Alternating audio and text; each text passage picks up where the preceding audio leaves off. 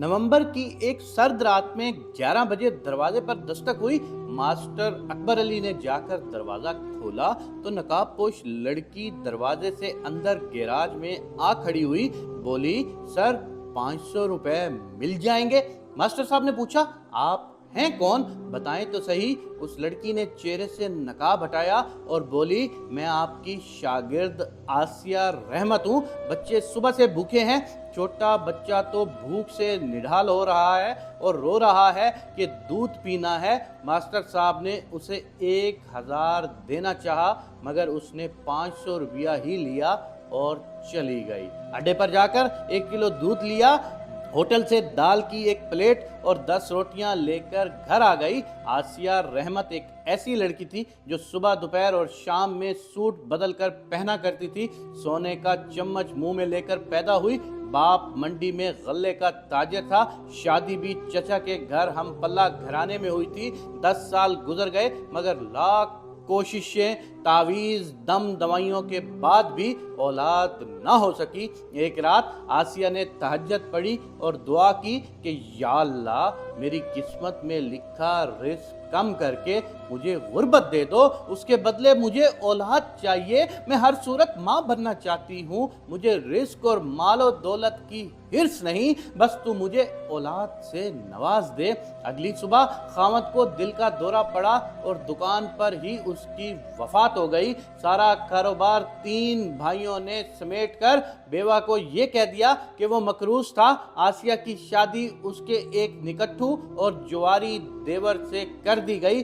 शादी के बाद वो नशा भी करने लगा। अल्लाह ने 7 साल में 3 बेटे और 1 बेटी दी। खामद अब नशे की इस हालत में है कि बाजुओं पर ब्लेड से कट लगाकर उनके ऊपर कोई पाउडर डालता है, टीके लगाता है। घर बेचकर जुए में हार चुका है। किराए का मकान है जिसका किराया आसिया लोगों के घरों में काम करके अदा करती है। हमारे हक में क्या बेहतर है वो हमसे ज्यादा हमारा रब जानता है। जब हम तकदीर को बदल देने की दुआ करते हैं तो वो दुआ अगर कबूल हो जाए तो हालात आसिया जैसे भी हो सकते हैं। एक नेमत से महरूमी न जाने कितनी महरूमियों और आजमाइशों से हमें बचा रही होती है, और इस एक चीज के हसूल में अपना सब कुछ दांव पर लगाकर खुदा के लिखे को बदलने का उससे सवाल कर रहे होते हैं। एक स्पेशल बच्चे की माँ चाहती थी कि उसका बच्चा ठीक हो जाए या मर जाए। उसने खुदा से ये दिन रात दुआ करना शुरू कर दी। बच्चा वफात पा गया। खामद ने दूसरी शादी करके उसे तलाक दे दी कि उससे अगला बच्चा भी माजूर ही होगा। जब तक वो बच्चा जिंदा था उसका खामद बीवी से ऐसे मोहब्बत करता था जैसे मोहब्बत की दास्तानों में मजनू और रांझे का किरदार हो। जिस बच्चे को वो अपनी आजमाइश समझती थी उसी ने तो एक बड़ी आजमाइश से रोक रखा था। कभी भी आजमाइश या मुश्किल मुंह से ना मांगे। एक खास नेमत के लिए मुयस्सर नेमतों के छिन जाने की दुआ कभी मत करें।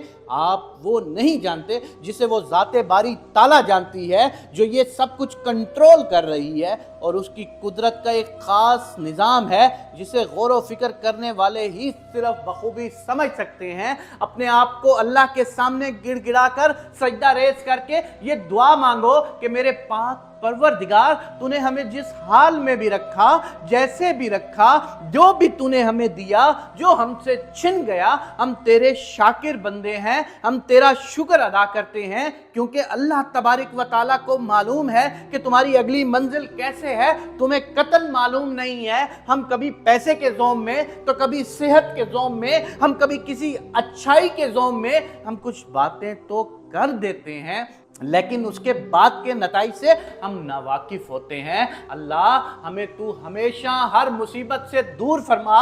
ऐ मेरे पाक परवरदिगार, जैसा हाल में भी तू हमें रख, हम खुश हैं मेरे पाक अल्लाह। बस हमें किसी आजमाइश में मत डालना क्योंकि हम इंतहाई कमज़ोर लोग हैं। हम और किसी आजमाइश के काबिल नहीं हैं।